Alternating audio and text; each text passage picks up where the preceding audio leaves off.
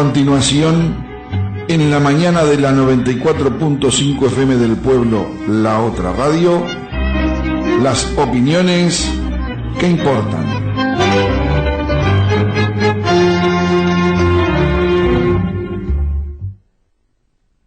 Los contenidos emitidos en este espacio no son responsabilidad de la emisora. En las opiniones que importan, contamos con la colaboración del doctor Rómulo Rodríguez Canzani, nacido en Mendoza, quinta sección, en el año 1935. Familia de origen netamente campesina, cursó escuela rural, recibido de doctor en medicina en el año 1967. Tuvo militancia estudiantil y gremial universitaria. Integró el MLN, Movimiento de Liberación Nacional Tupamaros. Preso político hasta el año 1985. Reintegrado después de su liberación a los cargos obtenidos por concurso, militando hasta la fecha.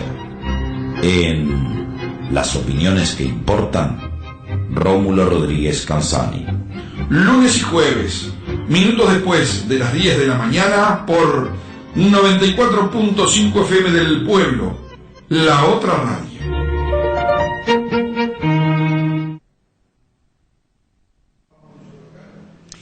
Buenos días, audiencia de la 94.5. El tema que vamos a abordar hoy es el del consejo o los consejos de salarios. En estos días, el verborrágico señor secretario de la Presidencia de la República, el doctor Diego Canepa, hizo declaraciones acerca de una supuesta recuperación del salario real. Por supuesto, habló de este indicador económico aislado del contexto global de la economía, una práctica habitual de los políticos y de los funcionarios del gobierno. El doctor Canepa se puso en el papel de propagandista. El doctor Canepa no habló del salario rural mensual ni del SAFRAL. No habló del salario que rigen las empresas con menos de 5 trabajadores o de otras menores, cuya suma seguramente presionarían a la baja el promedio del salario real que él promociona.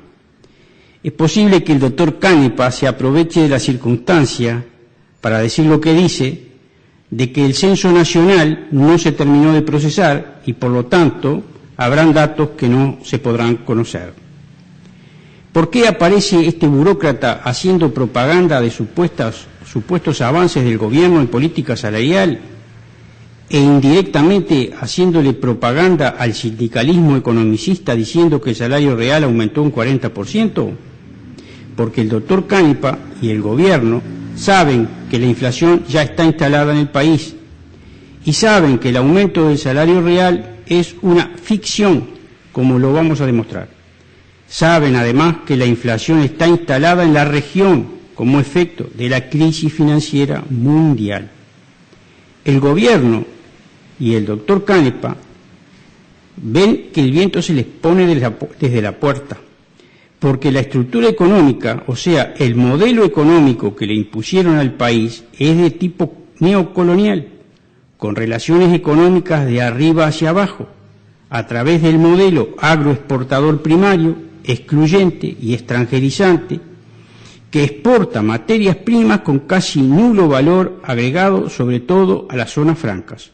Un modelo que no genera trabajo sustentable, que explota mano de obra barata y que arruina al mercado interno. El propio ministro de Industria, el señor Kleinerman, dijo 2 o 3 días atrás que la competitividad del empresariado capitalista tiene que ver no solo con la política monetaria que el gobierno sigue, sino sobre todo con los privilegios que están dando al capital extranjero. Hace bien el doctor Canepa en hacerle propaganda al gobierno abriendo el paraguas, porque la Cámara de Industria, no yo, prevé una caída de la actividad industrial y ya está cayendo la actividad en la construcción, en la metalurgia, en los frigoríficos, en las curtiembres, y entra a temblar el turismo con la devaluación brasileña. La inflación, pues, está instalada Y el gobierno se apresura a negociar con los grandes comercios, con las grandes superficies, los precios de ciertos artículos básicos que consumen los pobres, de modo que la inflación se frene, que el índice de precios al consumo no suba, que la canasta básica familiar, que está medida por ese índice de precios al consumo, tampoco suba, para que no supere el margen inflacionario que actuaría o activando las famosas cláusulas gatillos de los convenios salariales que se negocian en los consejos de salario. La situación preocupa, y es lógico, porque como lo dijimos, la economía supone un enorme conjunto de elementos interrelacionados entre sí, en el que si cae una de las piezas puede caer todo el edificio. Veamos, por ejemplo, la inflación de septiembre fue del 1,2% y la de octubre fue del 1,15%. En total, en los 2 meses, fue del 2,35%. Pues bien, no siendo a primera vista nada del otro mundo, fue suficiente para que el famoso blindaje del sistema financiero que propagandea Story y Lorenzo empezara a sacudirse. ¿Y por qué? Porque el cacareado blindaje de 12.000 millones de dólares es menor, hay que restarle 6.000 millones de dólares de los encajes bancarios. El ministro Brenta dice por su lado que hay inflación porque la economía se enfrió, con lo que no sabemos qué quiso decir. Y por supuesto, nadie dice ni pío respecto a qué haría el gobierno si es que Brasil lleva adelante, así sea otra mini devaluación, o si Argentina hace lo mismo. El gobierno por ahora apunta sus baterías a los consejos de salario, con la ayuda empresarial que al bajar los precios colabora en frenar el índice de precios al consumo, de modo que la negociación salarial se haga calculando sobre una inflación más baja. Pero atención, es una inflación aparentemente más baja, porque surge de un acuerdo, que podríamos llamar incluso hasta maniobra, que se hace previamente entre el gobierno y los empresarios. Ni siquiera participan los sindicalistas oficialistas del gobierno, por lo menos que se sepa. La negociación reconoce que los precios los ponen los capitalistas, los empresarios. Con esos números se va a negociar luego en el Consejo de Salario y con el habitual enfoque tecnoburocrático neoliberal, el precio del trabajo obrero, como un artículo más del mercado, es negociado según la inflación prevista. En los consejos de salario no se hacen consideraciones mayores. Saben, y lo saben muy bien, que los salarios son diferentes, que hay trabajadores, entre comillas, calificados y no calificados, como los clasifica la teoría económica neoliberal, y que hay gremios con más poder de presión que otros, por ejemplo los bancarios, pero sabe que son fáciles de controlar en sus concepciones economicistas a partir de alguna concesión que le dan, que no es muy costosa para el gran capital. Lo sustancial de los consejos de salario, cuyos resultados exalta el doctor Canepa, es que operan dentro de la estrategia neoliberal. Salario contenido como elemento del costo de producción, índice de precios al consumo frenado.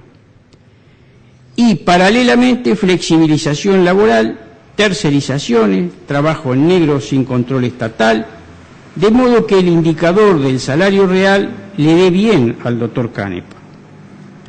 Los economistas que asesoran al gobierno, guiados por Astori y Lorenzo, proponen en el marco de sus concepciones neoliberales, afines a la de los partidos tradicionales, una política de contención salarial para frenar la inflación, tratando de asegurar bajos costos de producción y las ganancias del empresariado, así como el clima de negocio que les gusta decir a ellos, haciendo que el país sea atrayente para las inversiones del capital extranjero.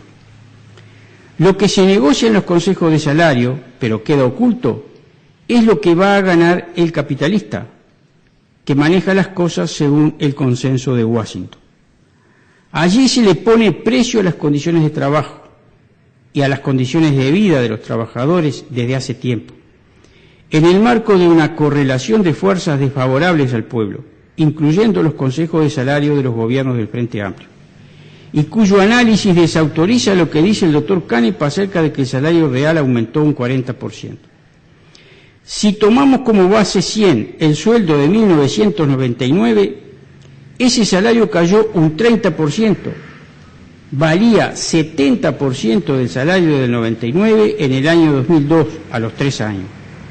Luego, en un largo periodo que llega al presente, que es como deben analizarse estas cosas, el salario no llegó a superar el 80 o el 90% del salario del 99, o sea que es hoy 10% menor. Algunos dicen que es un poco menor aún, que llega entre el 5 y el 3%. Claro, al doctor Canepa le sería casi imposible aceptar esto públicamente. Respecto a estas maniobras propagandísticas del gobierno, vale la pena recordar que se parecen a las que usara el doctor Julio María Sanguinetti, también respecto a la cuestión salarial, y de las que se burlara Sendic en enero de 1988 en aquel artículo titulado Astuto el Oriental, que se lee en la página 35 del libro de Sendic. Sin olvidar otro artículo referido precisamente a los convenios salariales que escribe en el mes de abril del año 1988, que se puede leer en la página 151, bajo el título Otra gran estafa, los convenios salariales a largo plazo. Harían bien algunos, sobre todo los del MPP, en releer los trabajos económicos de Sendic. Bien, pero la cosa es que en los consejos de salario el capital impone su estrategia. El reformismo neoliberal del Frente controla desde el punto de vista político-ideológico al movimiento sindical, cuya estrategia y táctica se enmarca dentro del economicismo. Esta estrategia del Frente respecto al movimiento obrero en relación con su papel en los consejos de salario fue mucho más inteligente y efectiva que la burda medida del expresidente, el doctor Lacalle, que suprimiera los consejos de salario. Claro, el doctor Lacalle no tenía control alguno sobre el movimiento obrero.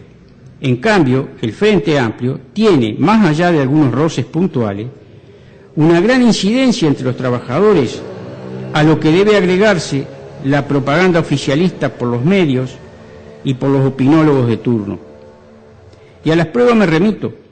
Los conflictos aislados son, precisamente aislados, producto intencional de una estrategia que evita unificar la lucha obrera y avanzar en el desarrollo de la conciencia política del pueblo.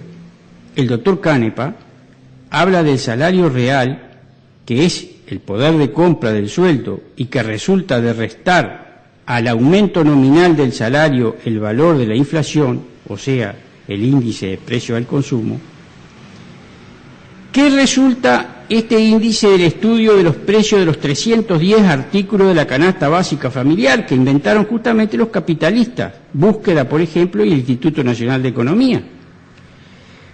Respecto a esto, podrían leer los señores del gobierno los números correspondientes a diciembre del 2000 y a enero del 2001 de Mate Amargo, donde un conceptuado economista, senador del MPP en este momento, escribiera acerca del significado conservador de lo que era el índice de precio al salario y la canasta básica familiar.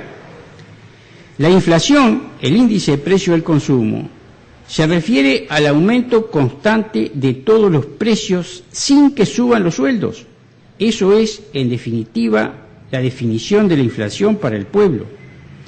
Un mecanismo que usó dictatorialmente la oligarquía de Indoamérica para enriquecerse en el pasado, como lo hizo la uruguaya, y que ahora siguen usando sutilmente para seguir enriqueciéndose igualmente, alineadas en la estrategia del consenso de Washington. Pero de modo que los recursos modernos que usan para imponer la misma estrategia les permitan controlar al pueblo para que lo sigan votando. Véase que el salario real depende del índice de precio del consumo. Y este índice de precio del consumo surge del estudio de los precios de la canasta básica familiar. Y, oh casualidad, de estas relaciones no habla el doctor Canepa. La canasta básica familiar, o el índice de precios del consumo, tiene algunas trampas para los pobres. Por ejemplo, alguna. De los 310 artículos que contiene la mayor parte de la canasta básica, los pobres no los consumen. Y los precios de ese total de artículos suben en general muy poco. Por lo que el precio promedio de la canasta básica familiar, medido con 310 artículos, es mucho menor que el precio de la canasta básica familiar de los pobres que consumen pocos artículos. ¿Cuáles son esos artículos? Los pobres consumen sobre todo alimentos, transporte, vivienda, educación y salud. Y los precios de estos productos suben siempre mucho más que el promedio de los precios del índice de precios al consumo, que el promedio general. El gobierno y el doctor Canepa no tienen en cuenta este hecho intencionalmente, porque saben que esto es así. Debiera haber una canasta básica familiar del pobre y otra de las clases ricas, que es la que ahora maneja el Instituto Nacional de Economía del Gobierno, para que el índice de precio al consumo caiga, de modo de dar menos aumento salarial. Justo es decir que también sabe esto el movimiento sindical, que también conoce que las negociaciones que el gobierno hace con los empresarios para bajar ciertos precios de productos alimenticios tienen como objetivo un índice de precio al consumo más bajo y, en suma, menos salario para los trabajadores. Vamos a seguir con este tema.